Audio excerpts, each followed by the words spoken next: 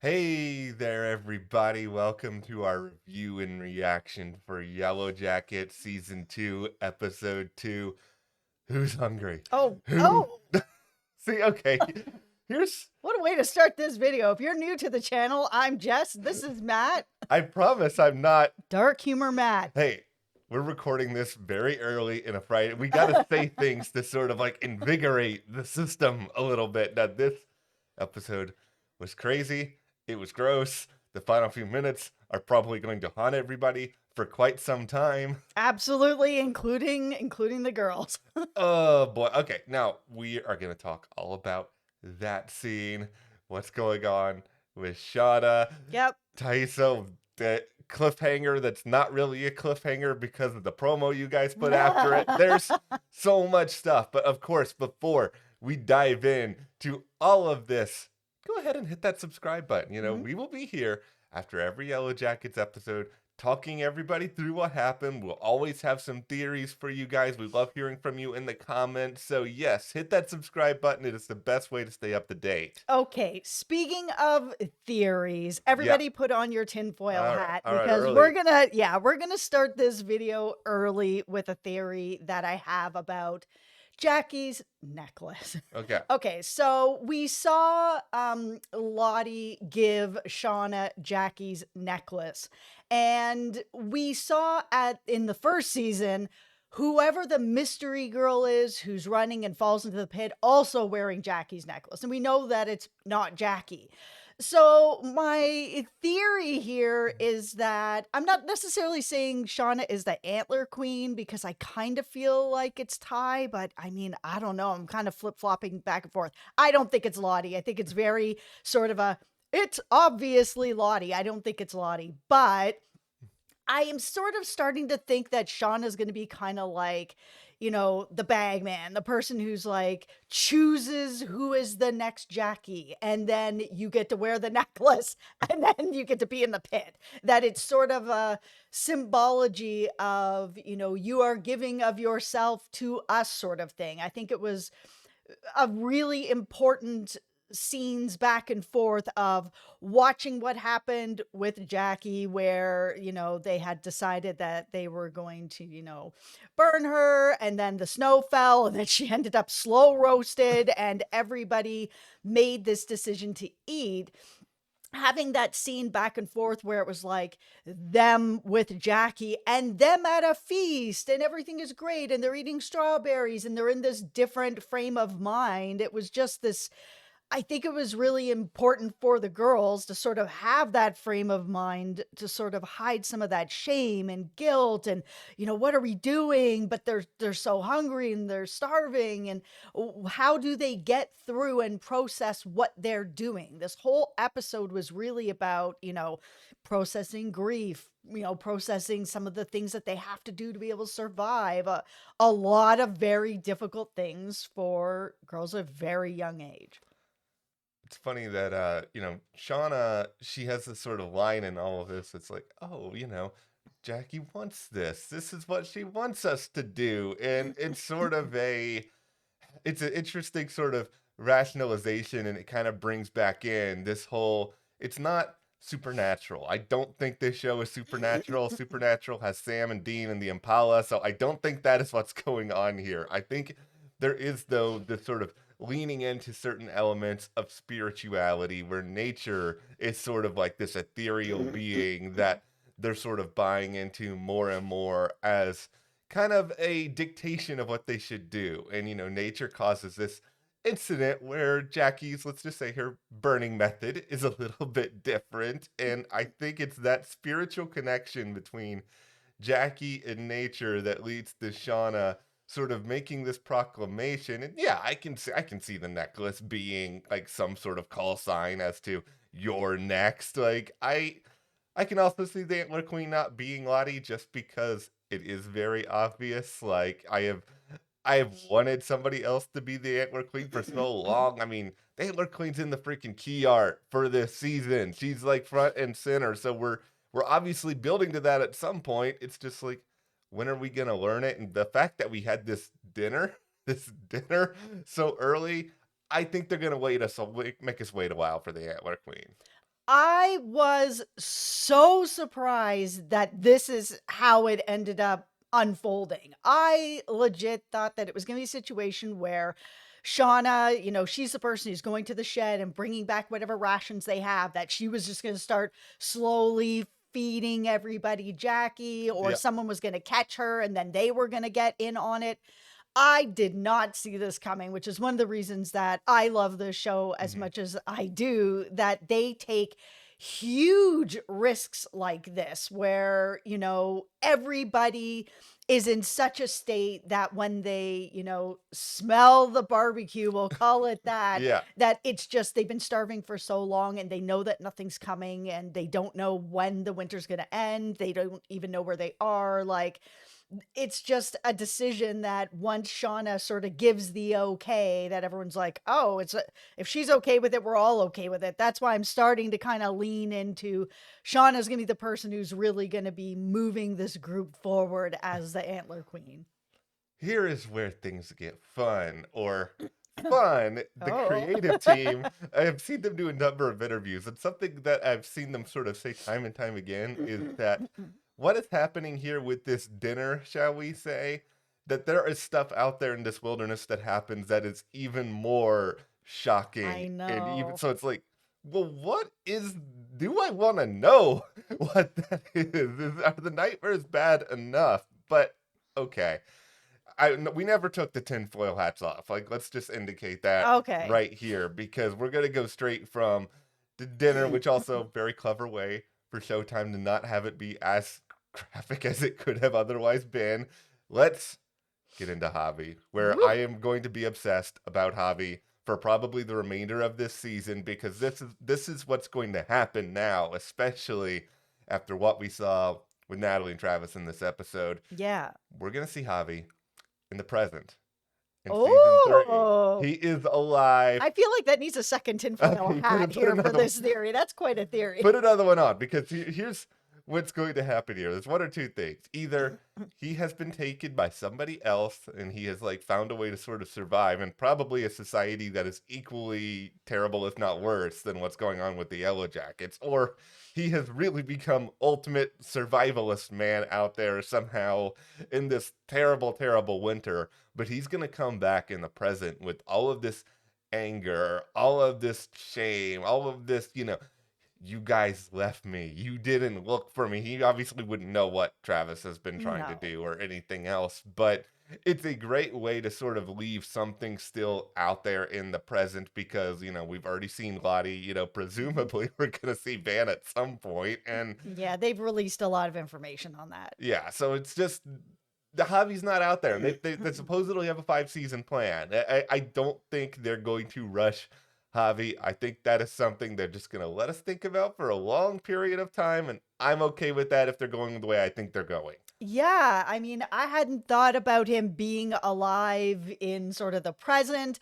I had just seen, what was going on with Travis back in the past, and where he's got Lottie giving him hope and being like, yeah, he's still out there. I feel it, sort of thing. And Natalie has been with him, looking for him for months now, and there's no signs of him anywhere, and wants to give him a bit of peace to be able to grieve and move forward, which is a huge theme of this episode, by taking Javi's pants, cutting her leg, making it look like she found some sort of evidence that he's no longer with us, sort of thing. And I thought that maybe next season that lie was going to come out, and this is why Travis and Natalie don't speak. But I mean, this show does a really, really good job with showing grief and how it is different for everyone. For those of you who are new to the channel, I'm a former funeral director, so I went to school for that and grief, and that was one of the parts of my course, and it was really interesting to learn how everybody grieves differently. And the girls, as young as they are, like Ty, who sees Sean is like putting on makeup on Jackie and braiding her hair, and hasn't really been able to process that she's passed on. it was really interesting to sort of see someone not understand, because a lot of people don't understand grief, and the funeral process in general is something that helps a lot of people move forward. It's a way to say goodbye, and Shauna hadn't had that chance to be able to kind of like move forward because it's the winter, and she's like, oh, we can't bury her, the ground is frozen, what do we do, kind of thing. It was, the show's really tackled that in a really very realistic way. And in a way that just really like it's heartbreaking. It's also gut wrenching in more than one way based Yeah. on how all of this ends. And it's sort of this representation that, this is sort of the goodbye to Jackie, what happens. And I know I said this last week, but I do think we're not going to see Jackie anymore following this. I think that I don't know how you show her again after all of this. I don't know. It's sort of like I think it's kind of a 50-50 where it's like, okay, they've sort of had this goodbye and now they've eaten her and Yeah. had this next sort of goodbye. Is it then going to be that this really is it and it is the goodbye? Or is what everybody did going to haunt them? And that now Shauna's not going to be the only person that's sort of going to be seeing Jackie or flashes of Jackie or speaking to Jackie, that she's going to be now sort of a part of all of this. Like you mentioned, kind of part of nature. Nature has come in to, blanket her with snow and slow roast the situation. Yeah. And now everyone has consumed her. Is it then going to be that she's now really part of this show? Before we move to the present day, I want to speak to a minute to Coach. Ooh. Hey, Coach. Uh-oh. How's it going? I have You some... next, Coach. You're going to get that necklace from Shauna. Yeah, no, this is my advice. Run, boy, Coach. run. I know you can't move very fast right now. But you still can. Yes. Get as far away from this situation as possible. You no longer have any control. I'm sorry. Well, it was also interesting that he had the strength to be able to make a decision like that. They are all starving. And again, like there's no hope in sight. Yeah. They haven't found any food in forever. Their rations are almost gone. They don't know when the winter is going to let up. They don't even know how far they are. Like Natalie is trying to put together a map, but they do not know where they are. It's a very difficult situation for Coach to actually be able to say no, especially with the smell of food. Yeah, I think it must just go down to sort of like this. He views himself probably in a paternal way to a lot of the Yellowjackets, and he's not their father, but he's a father figure. He's the only adult there. Yeah. So I think that's all kind of carrying in him, but there's a reason we haven't seen Coach in the present. Like, let's just all... He gonna get that necklace. Yeah, let's just all be realistic here for a moment. Okay, let's go to the present, and this is where this episode was great and shocking and everything else that I think we would want from it. Showtime. This is really y'all's problem. Y'all make this big problem. It's the problem. You guys make this big cliffhanger with Ty, with their wife at the end of all of this. They have this car accident, and then you just show Ty in the preview for what's coming up next week. So it's like, okay, wah, wah, wah, all right, she's fine. It's like, I didn't necessarily think she was going to go anyway, but you guys could have at least left me in suspense for a week. No, I didn't think that she was going to go. I was through the whole thing where, Sam showed up at her house, then she called her ex over, and then all this that was happening. She learned that Sam was actually at the school the whole time. It was like, was Ty really having one of her blackouts, or was she looking to get her ex sort of out of this picture in another kind of way? Because there was a minute while she was driving with her at the end before the accident where she was speeding up, and then she was kind of having this look at her like she was really angry. Like it wasn't like oh my goodness, what is happening? It was like we're here because I've chosen that we're going to be here. I need to take care of this situation. You're about to expose everything. I'm going to lose, my position. I'm going to lose everything. You've taken away our son. I can't even see him. Like everything is going sideways, and that she may be starting to blame her. It kind of felt purposeful by the end of it. So Did I think that we were gonna lose Ty? No, I don't wanna lose Ty, she's one of the best characters on the Yeah. show, but, I did think that we were gonna lose her wife. That really ties into something that Tawny Cypress, who plays Ty, she said this in an interview. I believe it was with the cut where she's just sort of like, I understand that everybody is very worried about Steve, the dog, right now, which understandably, but Oh, man, did you see Yellowjackets' Twitter? no, what did they Oh say? my goodness, they, like, posted a picture of Ty holding up Oh Steve no, oh no. with a caption of keep, the SPCA on speed Okay, dial. all right. They're such trolls, I love them. Yeah, yeah. Whoever's running your social Yeah. media, you are a 10 out of 10. So yeah, the Tawny was just like, I know everybody's worried about Steve. I'd be more worried about her wife. And so Yeah. that's all kind of coming full circle at this point. So congrats, Steve. You get to live another day.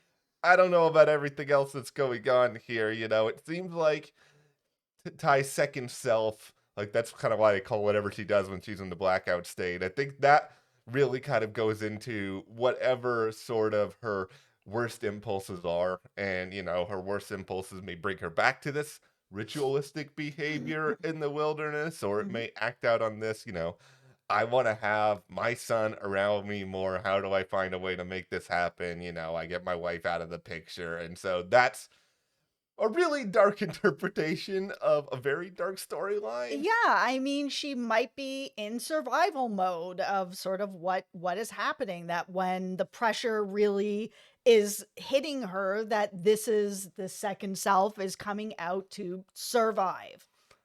Lottie. Lottie. Okay, I'm gonna have my impression of the Lottie conversation with Natalie. Go to your room. I know. It Like was it was interesting though. Like yeah. they left it on such a cliffhanger last season where it was kind of like, why was Lottie's people there to like take Natalie sort of thing, and her explanation of like, listen, I had actually had sent some people there to get you to come and talk to me because Travis left this message for you, but we found you in this state. Like, we didn't know what to do, and we just didn't want anything to happen to you. So yeah, we snatched you up and brought you back. This this is gonna be a really interesting story. The thing I'm mostly frustrated about with it is only that, I thought we were gonna see Lottie with more people. And I know we've technically now seen, Lottie and Travis and Lottie and Ed. So it's like, we've seen some. It's just like I want to see this sort of expand out a little bit more. I mean, clearly Lottie believes that everything she does is for healing, for the greater good, even if it involves, burying people, that it's still for that purpose. Yeah, it was interesting. I like that Natalie called her out to be like, "Oh, you and all your healing. Nice Rolex." It's really, really true. But it was an interesting reveal if Lottie is telling the truth about what happened to Travis, that, she went over to his house and he was sort of having this feeling of like, I need to sort of get to the brink so that I can sort of feel what is happening here. And, Lottie was like, no, no, we're going to be okay. And she falls asleep and he gets, in his car and he leaves and she finds him and he's like, listen, I'm going to do this with or without you. So either you can press the button or not. It was sort of interesting for her to be like, "Hey, listen, I didn't do this. I didn't kill him, but I did press the button and then I couldn't unpress the button and then I didn't get him down." I'm like, Lottie, Lottie, you're involved in a way that like isn't great. no, you That's not going to be any sort of a help when you're in front of a jury being like, hey man, the button was stuck. What do you want me to do? Yeah, sure. I pressed it so that he would rise, but I thought I could press it down. I'm all right. can we propose Lottie. a Yellow Jackets legal spinoff where we get what you just said verbatim from Lottie on the stat? That sounds like the greatest thing in the entire world. I would watch that. Terrible defense. Yeah, Lottie's terrible defense. Lottie as a guru is hilarious because Lottie is somehow able to get these people, and yet at the same time, she's clearly not good at whatever she thinks her job is because she didn't do anything with Travis. And okay, this is why I love the stuff in the past more than the present right now. Just there's some stuff in the present that I'm just like, because Misty's storyline, it's a major, and I'm also, Yeah, it feels like they just don't know what to do with her. And I yeah, mean, like, it's cool seeing Elijah Wood. I love Elijah yeah, Wood. I think we all do. But yeah, like, it in the present, I think the biggest thing that is missing, because we do have everything that's going on with Misty, where she's trying to kind of hide everything that happened with Adam. We have everything with Shauna, where, we've got this undercover cop yeah, trying to, like, get with the daughter to be able to get information. They're yeah, trying to pin it all on Shauna. It's just like, they need to get the adult cast together. Like, the yeah, thing that gave us some magic last season with the present was seeing these different personalities with them as adults all together, sort of working together. They are all split up. They are not really having any connection. And I feel like we're gonna get it, but like, I'm only 2 episodes in, but I'm already like, give me the group. yeah, I could care less about Shauna's daughter. Like, I'm really just not interested now. Too much time on Shauna's daughter. Yeah, No offense to the actress doll. She's doing a great job, with the material that she's got. And I know that it is very important to being able to move forward, the cops coming after Shauna and connecting things. But there are just some things that are just, I don't know, a little too convenient. I said in the last yeah, video, her like going to the barbecue to look for something. I was like, yeah. what was the motivation for that? Why would you have done something like that? And then you find the only thing that hasn't burnt up what happens to be a picture of Adam's face. I'm like, it's too Uh, convenient. I'm kind of out on that storyline. all right, now that we're more than 20 plus minutes into the video, I feel like I can say this. I Oh, say, okay, for those of you still watching, here we go. here's the treat, everybody. And I say this as somebody who loves Elijah Wood to the point that I went to the Lord of the Rings: The Return of the King Oh, premiere dressed as a hobbit. So this is like oh. this is no offense to you, Elijah, but did they get you just because Kieran Culkin is unavailable? Can you imagine Roman Roy playing this role of the citizen detective alongside Misty? That sounds incredible. I love Roman Roy. We are covering Succession Yes. here at the channel. I am Team Roman till the wheels fall off. However, I think Elijah Wood is perfect for this role. Kieran. If I know Succession is ending, if Elijah Wood has a brother in season 3 we're gonna meet, it's gonna be you, and you're Yep. gonna show up and you're gonna be weird, just like they're coming from the same weird cloth here. But okay, all right, It'll be interesting to see if Elijah Wood's character even makes it out of this season alive. you need to go run down the street with Coach. Who Yeah, cares if run with Coach. yeah, who cares if you're different timelines? All right, well, we went into a lot here, and hopefully you guys have a lot of theories. We love hearing about all those, so hit that subscribe button. Follow us on Instagram as well at Matt and Jess TV, and we will see you here next time.